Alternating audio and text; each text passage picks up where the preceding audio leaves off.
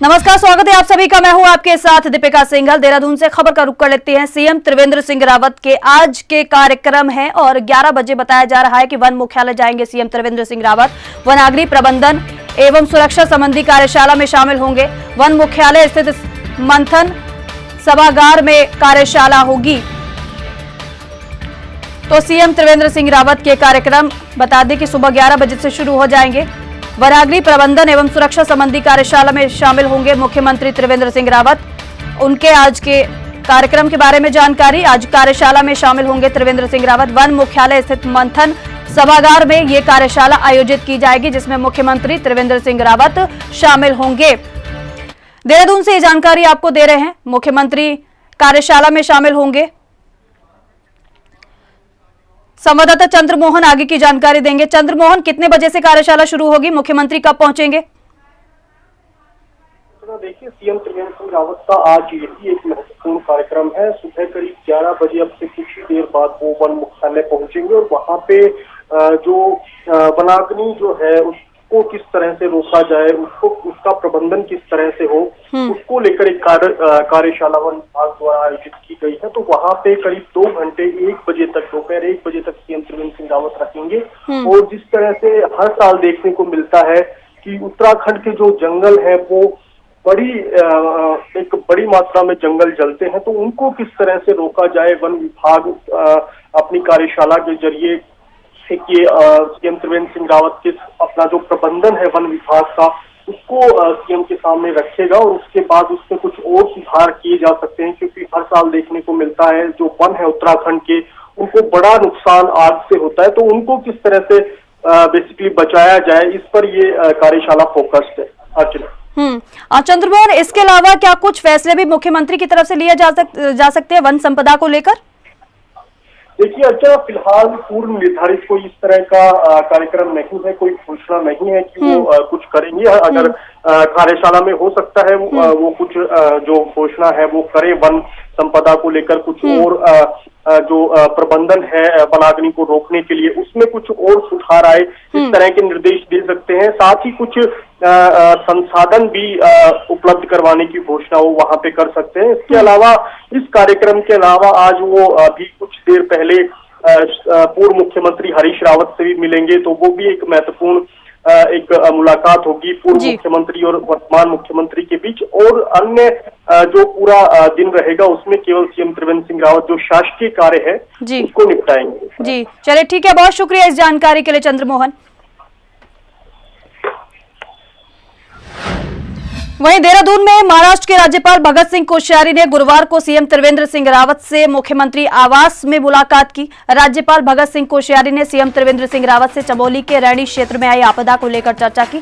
CM ने कहा कि आपदा स्थल पर राहत और बचाव कार्य तेजी से किया जा रहा है, जिसमें सभी संबंधित एजेंसियों और विभागों का सक्रिय सहयोग मिल रहा है। इस अवसर पर उच्च शिक्षा राज्य मंत्री धन सिंह रावत भी मौजूद रहे।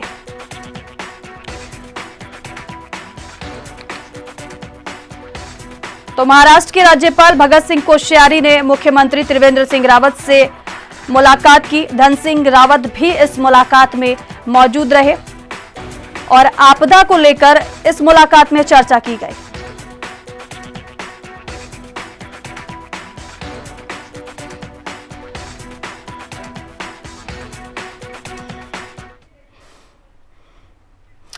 तो गैरसैंण में होगा उत्तराखंड विधानसभा का बजट सत्र। राज्यपाल बेबी रानी मौर्य ने इसकी अनुमति भी दे दी है। 1 मार्च से 10 मार्च तक बता दें आपको कि बजट सत्र होगा। 1 मार्च को सुबह 11 बजे से सदन की कार्यवाही शुरू हो जाएगी। तो बजट सत्र होने जा रहा है, इसको लेकर राज्यपाल ने अनुमति भी दे दी है। 1 मार्च से बजट सत्र की शुरुआत हो जाएगी। सुबह 11 बजे से सदन की कार्यवाही शुरू होगी। इस बार गैरसैंण में उत्तराखंड विधानसभा का बजट सत्र होने जा रहा है और बेहद महत्वपूर्ण इस बार हो जाता है बजट, क्योंकि 2022 में विधानसभा चुनाव भी होने, हर तबके को साधने की कोशिश इस बजट में की जाएगी। संवाददाता अंकित काला हमारे साथ फोन लाइन पर जुड़ गए हैं। अंकित, इस बजट सत्र की अगर बात की जाए इसलिए भी खास हो जाता है क्योंकि हर तबके को साधने की कोशिश की जाएगी इसमें। तो संवाददाता से संपर्क फिलहाल टूट गया है, दोबारा संपर्क साधने की कोशिश करेंगे। तो बता दें आपको कि राज्यपाल बेबी रानी मौर्य ने अनुमति भी प्रदान कर दी है। गैरसैंण में बजट सत्र होगा इस बार, इसकी तैयारी पूरी हो चुकी है। 1 मार्च से 10 मार्च तक बजट सत्र चलेगा। तो बता दें आपको कि पूर्व मुख्यमंत्री हरीश रावत सीएम त्रिवेंद्र सिंह रावत से मुलाकात करेंगे। थोड़ी देर में सीएम त्रिवेंद्र सिंह रावत से हरीश रावत की मुलाकात होगी। चमोली में आई आपदा को लेकर बातचीत करेंगे। जलवायु परिवर्तन से हिमालयी क्षेत्रों में आ रहे बदलावों पर भी चर्चा की जाएगी। और बताया जा रहा है कि अब से कुछ ही देर में पूर्व मुख्यमंत्री और मुख्यमंत्री की मुलाकात होने वाली है। हरीश रावत और मुख्यमंत्री त्रिवेंद्र सिंह रावत की अब से थोड़ी देर में मुलाकात होगी। आपदा को लेकर इस मुलाकात में चर्चा की जाएगी। जलवायु परिवर्तन जिस तरीके से हिमालयी क्षेत्रों में हो रहा है, बदलाव आ रहे हैं, उसको लेकर भी पूर्व मुख्यमंत्री हरीश रावत मुख्यमंत्री त्रिवेंद्र सिंह रावत से बातचीत करेंगे। तो थोड़ी देर में बताया जा रहा है कि सीएम त्रिवेंद्र सिंह रावत से मुलाकात करेंगे हरीश रावत। दोनों की मुलाकात होगी। आपदा को लेकर इस मुलाकात में चर्चा की जाएगी। अंकित काला आगे की जानकारी देंगे। अंकित, क्या बताया जा रहा है, कितनी देर में मुलाकात होगी? देखिए, अब से थोड़ी देर में पूर्व मुख्यमंत्री हरीश रावत मुख्यमंत्री त्रिवेंद्र सिंह रावत से मुलाकात करने के लिए पहुंच रहे हैं। सीएम आवास में दोनों की मुलाकातें होंगी। दरअसल जो चमोली के तपोवन क्षेत्र में जो प्राकृतिक आपदा आई है, उस पर ये विशेष रूप से चर्चा की जाएगी। और पूर्व मुख्यमंत्री हरीश रावत ने साथ ही ये सवाल भी उठाए हैं कि जो रेस्क्यू अभियान चलाया जा रहा है वो काफी धीमी गति से चलाया जा रहा है। जो मशीनें हैं वो पुरानी है और उस वजह से जो टनल में फंसे हुए लोग हैं उनके जीने की संभावना भी काफी हद तक कम हो रही है। तो इन सब चीजों के विषय में आज हरीश रावत मुख्यमंत्री त्रिवेंद्र सिंह रावत के साथ चर्चा करेंगे। इसके साथ ही जो जलवायु परिवर्तन में जो बदलाव देखने को मिल रहे हैं, विशेषकर जो हिमालय राज्यों में, तो ऐसे हिमालय राज्य में, चूंकि हमारा उत्तराखंड राज्य भी 11वें हिमालय राज्य के तहत आता है, तो यहाँ पर भी किस तरीके से एक अलग हिमालय नीति तैयार की जा सके, इन सभी विषयों को लेकर के आज पूर्व मुख्यमंत्री हरीश रावत सीएम त्रिवेंद्र सिंह रावत से अब तो थोड़ी देर में मुलाकात करने वाले हैं। जी ठीक है अंकित, बहुत शुक्रिया इस जानकारी के लिए। तो बताया जा रहा है कि अब से थोड़ी ही देर में दोनों की मुलाकात शुरू हो जाएगी और इसमें आपदा को लेकर चर्चा की जाएगी। पूर्व मुख्यमंत्री और कांग्रेस के राष्ट्रीय महासचिव हरीश रावत ने तपोवन में सुरंग में फंसे लोगों को बचाने में हो रही देरी पर चिंता जताते हुए और सरकार पर सवाल उठाए हैं। रावत ने कहा कि आखिर क्या वजह है कि आधुनिकतम तकनीक और तमाम केंद्रीय मदद के बावजूद 4 दिन बाद भी अंतिम छोर तक हम नहीं पहुंच सके हैं। न सुरंग में ऑक्सीजन का इंतजाम हो पाया है और ऐसे भी इंतजाम नहीं किए जा सके हैं जिससे सुरंग में फंसे लोगों के बचने की संभावना बढ़ सके। वहीं राहत बचाव में इस्तेमाल हो रहे उपकरणों पर मैंने अपनी आशंका पहले ही मुख्य सचिव को बता दी थी। पहले परिजनों की तलाश में लोगों के आंसू पहुंचने की जिम्मेदारी भी सरकार की है, लेकिन ऐसा होता नजर नहीं आ रहा है। ट्वीट किया है पूर्व मुख्यमंत्री हरीश रावत ने, सवाल उठाए हैं कि जिस तरीके से रेस्क्यू किया जा रहा है, आधुनिकतम तकनीक का उसमें इस्तेमाल क्यों नहीं किया जा रहा है। आखिर इतना वक्त हो चुका है लेकिन क्यों अभी तक बाकी बचे लोगों को बाहर नहीं निकाला जा रहा है। और इसी को लेकर आज मुलाकात भी करेंगे पूर्व सीएम हरीश रावत मुख्यमंत्री त्रिवेंद्र सिंह रावत से। तपोवन में जो लोग फंसे हुए हैं, टनल में काफी लोग फंसे हुए हैं, काफी लोग लापता है, उसको लेकर चिंता भी जाहिर की है। खबर चमोली से है। तपोवन टनल में रेस्क्यू लगातार जारी है। जेसीबी लगाकर मलबा निकाला जा रहा है और अब तक 30 से ज्यादा लोगों की मौत हो चुकी है। बता दें आपको कि उत्तराखंड के चमोली में आई आपदा के बाद रेस्क्यू ऑपरेशन जारी है। तो तपोवन टनल में लगातार रेस्क्यू किया जा रहा है, लोगों को बाहर निकाला जा रहा है। जेसीबी लगाकर लोगों को मलबा निकाला जा रहा है जिससे लोगों को बाहर निकाला जा सके। और अब तक 30 से ज्यादा लोगों की फिलहाल मौत भी हो चुकी है। कई लोग लापता भी बताए जा रहे हैं जिन्हें बाहर निकालने की कोशिश लगातार जारी है। आईटीबीपी के साथ ही सेना, एनडीआरएफ, एसडीआरएफ और स्थानीय पुलिस की टीम राहत कामों में जुटी हुई है। अब तक 33 से ज्यादा लोगों की मौत हो चुकी है। वहीं लापता करीब 170 लोगों की तलाश जारी है। इससे पहले दोपहर में अचानक से ऋषिगंगा नदी का जलस्तर फिर से बढ़ने लगा। इस वजह से कुछ देर के लिए रेस्क्यू ऑपरेशन रोकना पड़ा था। इसके बाद चुनिंदा मेंबर्स की टीम के साथ रेस्क्यू ऑपरेशन फिर से शुरू किया गया। अब टनल के अंदर के काम तेजी से होगा। मलबा बता दें कि आधी रात से अंदर जेसीबी लगाकर डंपर से बाहर निकाला जा रहा है।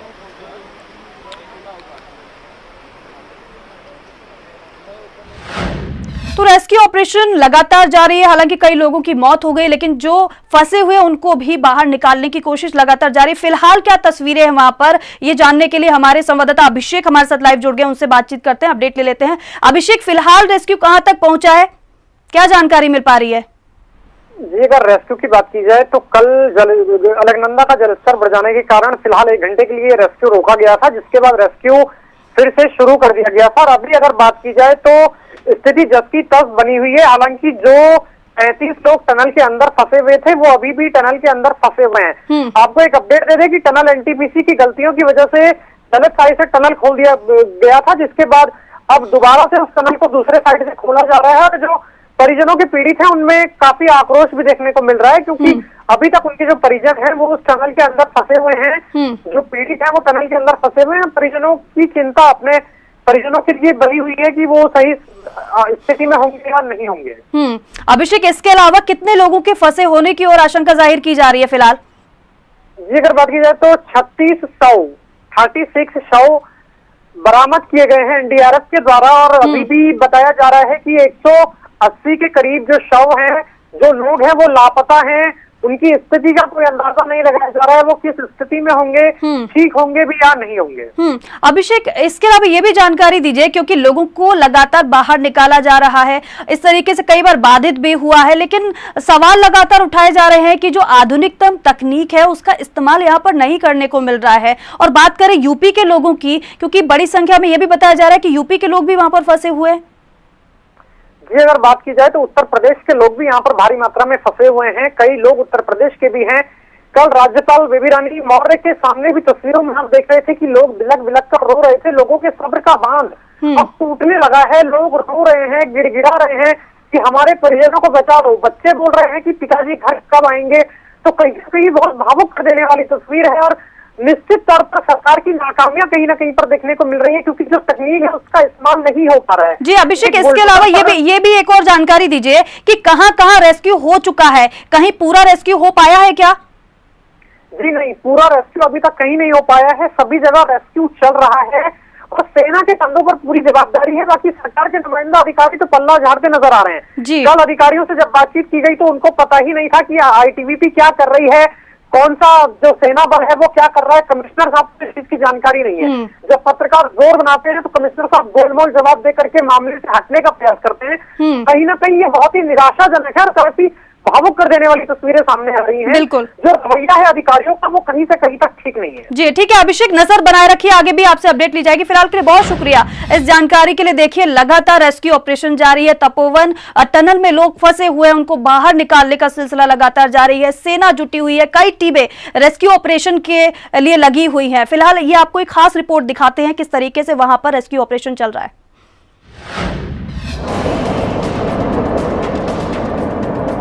उत्तराखंड के चमोली में 7 फरवरी को आए सैलाब के रास्ते में जो आया वो तबाह हो गया। अब तक 35 लोगों के शव बरामद हो चुके हैं, जबकि 204 लोग लापता बताए जा रहे हैं। देवभूमि में एक बार फिर से संकट के बादल मंडराने लगे हैं।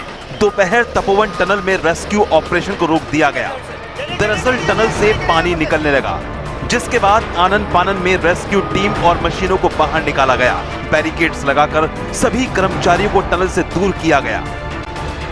अलकनंदा नदी में अचानक बहाव तेज हो गया। रेस्क्यू ऑपरेशन रोके जाने पर एसडीआरएफ ने कहा कि अलकनंदा नदी का जलस्तर बढ़ गया है और नदी और टनल का लेवल एक हो गया है। इस वजह से नदी से भी पानी आ रहा है और टनल से भी। जब भी कीचड़ निकालने की कोशिश कर रहे हैं तब नदी के जरिए टनल में कीचड़ आ जाता है। हमने और भी डिफरेंट एरिया में काम करना शुरू कर दिया ताकि इसका टनल का खत्म करने साथ साथ बाकी एरिया में भी हमारा प्रोग्रेस होना शुरू हो जाए। चमोली जिले के ऋषिगंगा में जलस्तर बढ़ जाने से चल रहे बचाव कार्य को रोक दिया गया। रैनी गांव के पास अलर्ट जारी किया गया। चमोली पुलिस ने भी लोगों से अपील की है कि वो घबराएं नहीं, अलर्ट रहें। वहीं रेस्क्यू ऑपरेशन रुकने से पहले उत्तराखंड की राज्यपाल बेबी रानी मौर्य ने तपोवन में राहत बचाव कार्य का जायजा लिया। लेकिन हम लोग उस दिन से लेके आज तक लगातार अधिकारियों के संपर्क में हैं, पूछताछ कर रहे हैं और ईश्वर से भी प्रार्थना कर रहे हैं, बद्री विशाल जी से भी प्रार्थना कर रहे हैं कि जो भी हुआ ये तो एक प्राकृतिक आपदा थी, किसी की नहीं है ये, पर जो अभी भी अंदर फंसे हुए हैं वो कैसे जल्दी से जल्दी बाहर आए। चमोली आपदा पर पर्यावरणविद डॉक्टर अनिल प्रकाश जोशी ने सवाल उठाए हैं। उनका कहना है कि ये मात्र उत्तराखंड के लिए संकेत नहीं है, बल्कि पूरे देश का सवाल है। हम प्रकृति के विज्ञान को ना मानते हैं, ना समझते हैं। ये प्रकृति को ना समझने की भूल है। सवाल सरकारों से है कि केदारनाथ और इस घटना के बाद हमने क्या सबक लिया। इसकी समीक्षा होनी चाहिए। हम साइंस ऑफ नेचर को नहीं मानते और न समझते हैं, तो प्रकृति को न समझने की ये भूल है। और दुर्भाग्य और दुख ये है कि दूसरों को रोशन करने के लिए अपने घरों को अंधेरे नहीं किए जाते। और मुझे लगता है कि बांधों की अब और बैराज की यही परिभाषा ज़्यादा दिखाई देती है कि हम खुद अंधेरों में हो जाते हैं। जाहिर तौर पर चमोली आपदा के बाद सवाल उठना लाजमी है, लेकिन आपदा के बाद बाबा केदार की भी कृपा बरसी है। तपोवन टनल के पास पानी से रोका गया बचाव कार्य फिर से शुरू हो चुका है। ब्यूरो रिपोर्ट, हिंदी खबर। टूटने की घटना के मद्देनजर शोधकर्ताओं ने भी घटना पर अपनी रिसर्च शुरू कर दी है। घटना के कारणों का पता लगाने में जुटे शोधकर्ता इस त्रासदी पर चिंतित हैं और भविष्य में ऐसी घटना ना हो और इसके लिए बारीकी से मंथन किया जा रहा है। आपको ये बता दें कि चमोली जिले में हुए जल प्रलय के बाद से ग्लेशियर पर शोध करने वाले वैज्ञानिक भी परेशान नजर आ रहे हैं। दरअसल देश की नामचीन संस्थान IIT रुड़की के वैज्ञानिकों का कहना है कि 2013 में केदारनाथ में हुई त्रासदी और चमोली जिले में आई आपदा में काफी अंतर है। वहीं IIT के वैज्ञानिक अजंता गोस्वामी का कहना है कि ग्लेशियरोलॉजी कम्युनिटी का ये मानना है कि ग्लेशियरों के शोध के लिए इंस्टीट्यूट का खोलना बहुत जरूरी है, जिससे समय समय पर हिमालय की मॉनिटरिंग की जा सके। वेट पड़ने के कारण क्या होगा, ये पॉइंट जो है यही तो इंस्टीट्यूट खोलने की बात की गई है और शोधकर्ता बेहद चिंतित नजर आ रहे हैं। ग्लेशियर टूटने से शोधकर्ताओं में चिंता जताई जा रही है। इस पॉइंट में एजीओ के कुछ और वहीं काशीपुर में अवैध कच्ची शराब का धंधा जोरों पर चल रहा है। लगातार अवैध कारोबारी लोगों को कच्ची शराब पिलाकर उनकी जिंदगी से खिलवाड़ करते हुए नजर आ रहे हैं। आलम तो यह है कि काशीपुर में कई जगह कच्ची शराब के कारोबारी कच्ची शराब खुलेआम बेचते हुए नजर आ जाएंगे। तस्वीरें सिस्टम की पोल खोलने के लिए काफी हैं, लेकिन इन पर अंकुश लगाना अधिकारियों के लिए नामुमकिन सा साबित हो रहा है। सूत्रों के मुताबिक 20 रुपए प्रति पाउच की दर से खुलेआम अवैध कच्ची शराब बेची जा रही है। काशीपुर में कच्ची शराब धड़ल्ले से अवैध शराब बनाकर बेची जा रही है। आबकारी विभाग सुस्त कार्यशैली के चलते धड़ल्ले से कच्ची शराब का धंधा चल रहा है। कच्ची शराब के गोरख धंधे की जानकारी लेने के लिए जिम्मेदार आबकारी विभाग के अधिकारी लेने की कोशिश की जाती है तो वो कॉल तक उठाने तक की जहमत नहीं उठाते हैं।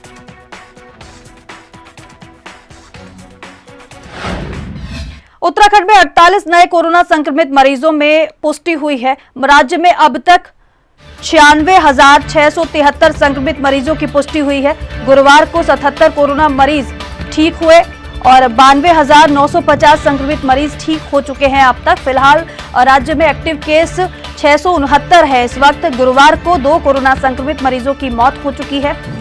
राज्य में अब तक 1,676 कोरोना संक्रमित मरीज की मौत हो चुकी है। तो राज्य में आज बताया जा रहा है कि 77 कोरोना मरीज ठीक हो गए हैं। एक्टिव केसों की संख्या लगातार कम हो रही है, रिकवरी रेट भी बढ़ रहा है और फिलहाल 669 एक्टिव केस राज्य में मौजूद हैं। गुरुवार की अगर बात की जाए तो 2 कोरोना संक्रमित मरीजों की मौत हो चुकी है। वन मुख्यालय देहरादून में वन मंत्री डॉक्टर हरक सिंह रावत की अध्यक्षता में एक बैठक हुई और इस बैठक में विभागीय अधिकारियों के साथ कई मुद्दों पर चर्चा की गई।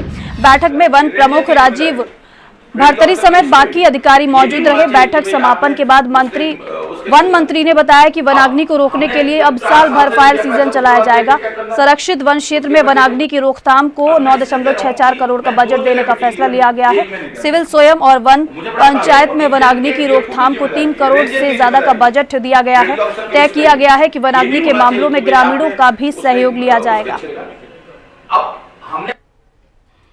जो रेणी गांव और ऋषि गंगा पे जो आपदा आई है, उसमें गौरा देवी के जिसने पूरे देश और दुनिया को चिपको आंदोलन और का संदेश दिया है, जंगल बचाओ का संदेश दिया है, पेड़ बचाओ का संदेश दिया है, तो वन विभाग विशेष करके उस वन पंचायत के माध्यम से वहां के लोगों के विकास के लिए अलग से कार्य योजना बनाएगा और हम उसको पूरी तरह अलग से एक तरह से इस काम में वहां के लोगों की आजीविका को कैसे आगे बढ़ाना है, उसके लिए पूरी एक कार्य योजना उन गांवों के लिए वन विभाग अलग से बनाएगा। उधम सिंह नगर के कुछ गांवों में ऐसे पोस्टर और बैनर दिखाई दे रहे हैं जिससे बीजेपी नेताओं की नींद उड़ी हुई है। वो समझ नहीं पा रहे हैं कि कृषि कानून पर किसानों का समर्थन करे या सरकार का। काशीपुर क्षेत्र के बघेला वाला गांव और बाजपुर तहसील के 2 गांव शिवपुरी और बासखेड़ा में किसानों ने किसान विरोधी कानूनों का समर्थन करने वाले नेताओं की गांव में एंट्री को पूरी तरीके से बैन कर दिया है। बीती 5 जनवरी को ही ग्राम बासखेड़ा के विजय नगलिया में उत्तराखंड के शिक्षा मंत्री अरविंद पांडे का किसानों ने जबरदस्त विरोध किया था। ग्रामीणों का आरोप था कि शिक्षा मंत्री अरविंद पांडे लगातार किसान विरोधी कानूनों का समर्थन कर किसानों का विरोध कर रहे हैं, जहां पर किसान विरोधी बीजेपी कार्यकर्ताओं और नेताओं को चेतावनी देते हुए पोस्टर, बैनर और होर्डिंग ग्रामीणों ने लगा दिए हैं।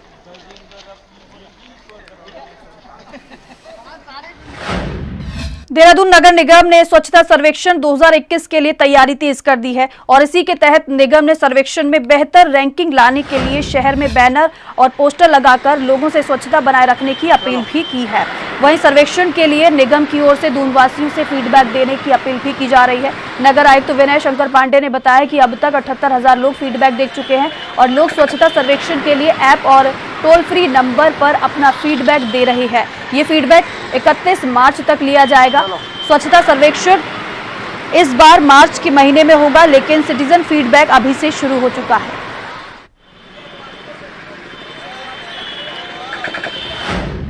खबर लक्सर से है, जहां लक्सर के सुल्तानपुर गांव में 28 साल के युवक ने गले में फंदा लगाकर आत्महत्या कर ली। युवक का शव पंखे से लटका हुआ मिला। आत्महत्या के पीछे पारिवारिक कलह बताई जा रही है। कहा यह जा रहा है कि पति पत्नी के बीच विवाद के चलते युवक परेशान होकर उसने अपनी जीवन लीला समाप्त कर ली। घटना की सूचना पुलिस को दी गई।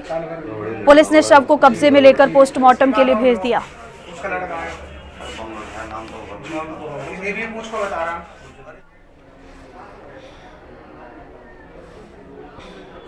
तो लक्सर का ये मामला बताया जा रहा है, जहां पर एक 28 साल के युवक ने आत्महत्या कर ली। बताया ये जा रहा है कि पति पत्नी में विवाद अक्सर होता रहता था, जिस वजह से युवक परेशान था और इसी वजह से उसने आत्महत्या कर ली। फांसी लगाकर आत्महत्या युवक ने कर ली। पुलिस को मामले की सूचना दी गई। पुलिस मामले की जांच पड़ताल तो कर रही है, लेकिन शव को कब्जे में लेकर पोस्टमार्टम के लिए भेज दिया है। मसूरी धनौल्टी के पास बुरास खंडा में लोग अभी भी बर्फबारी का आनंद लेने के लिए पहुंच रहे हैं। पिछले दिनों हुई बर्फबारी के कारण मसूरी धनौल्टी में व्यापार में काफी इजाफा हुआ था, जिससे स्थानीय लोग काफी खुश थे। वहीं इससे काश्तकारों को भी काफी लाभ मिला। बुरास खंडा के आसपास के क्षेत्र के लोगों के साथ फोटोग्राफर को अच्छा व्यापार मिलता है, अच्छा काम मिलता है। वहीं फोटोग्राफर का कहना है कि बर्फबारी होने से काम में बढ़ोतरी हुई है। वहीं घूमने आए पर्यटकों का ये कहना है कि बर्फबारी के साथ प्राकृतिक सौंदर्य के साथ बर्फ का जमकर लोग लुत्फ उठाते हुए नजर आ रहे हैं।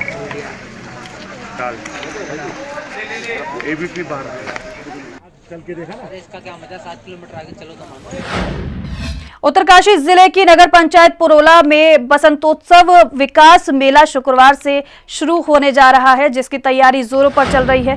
कोरोना काल के 1 साल के अंतराल में जिले में पहली बार मेले का आयोजन होने जा रहा है। पारंपरिक लोक संस्कृति पहनावे के साथ साथ स्थानीय देवी देवताओं के मौजूदगी में मेले की शुरुआत हो जाएगी। नगर पंचायत अध्यक्ष ने पुरोला स्टेडियम में तैयारियों का जायजा लेते हुए आयोजनकर्ता को सुरक्षा के उचित इंतजाम करने के निर्देश दिए हैं। 15 दिन तक रवाई का पारंपरिक मेला चलेगा। और इस दौरान नगर पंचायत अध्यक्ष ने कहा कि मेले में कोविड-19 के नियमों के अनुपालन करवाना प्राथमिकता रहेगी। साथ ही मेले में सांस्कृतिक कार्यक्रम के साथ साथ स्थानीय उत्पादों को भी बढ़ावा दिया जाएगा।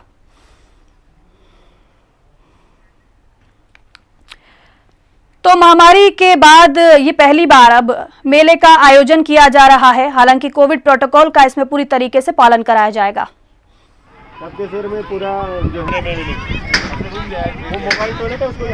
बसंतोत्सव विकास मेले का आयोजन किया जा रहा है। नगर पंचायत पुरोला में पहली बार मेले का आयोजन हो रहा है और इसी बीच एक बड़ी खबर आ रही है, वो जानकारी आपको देने जा रहे हैं। बता दें कि देहरादून से खबर है, ड्यूटी में लापरवाही बरतना रोडवेज के अधिकारियों को महंगा पड़ा है। ये जानकारी आपको दे रहे हैं कि लापरवाह अधिकारियों को लापरवाही करना महंगा पड़ा है। देहरादून से ये जानकारी मिल रही है, रोडवेज के अधिकारियों को लापरवाही करना महंगा पड़ा है। ये बड़ी जानकारी देहरादून से आ रही है।